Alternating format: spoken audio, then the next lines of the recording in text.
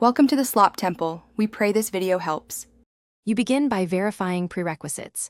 Make sure your iPhone, iPad, Mac, or Apple Watch supports Apple Pay, you're signed into iCloud, and you have a supported card. Once done, open Wallet on iPhone or Watch app on iPhone, tap Plus to add a card. You'll scan or enter card details. This speeds setup and reduces typos, then accept bank terms. Make sure to enable Face ID, Touch ID, or a passcode, because Apple Pay requires secure authentication for. Once your card is added, your bank needs to verify it.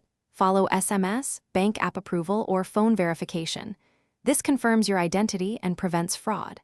After verification, choose a default card and wallet and enable express transit for public transport if you use it often. Make sure region and contactless settings match your location and that Apple Pay is allowed in settings.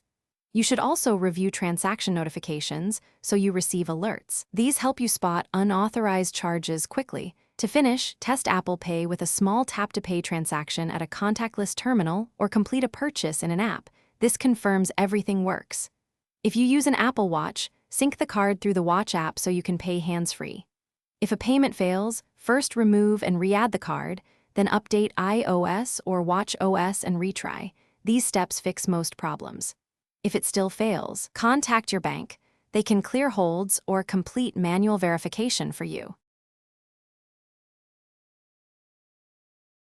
Thanks for watching.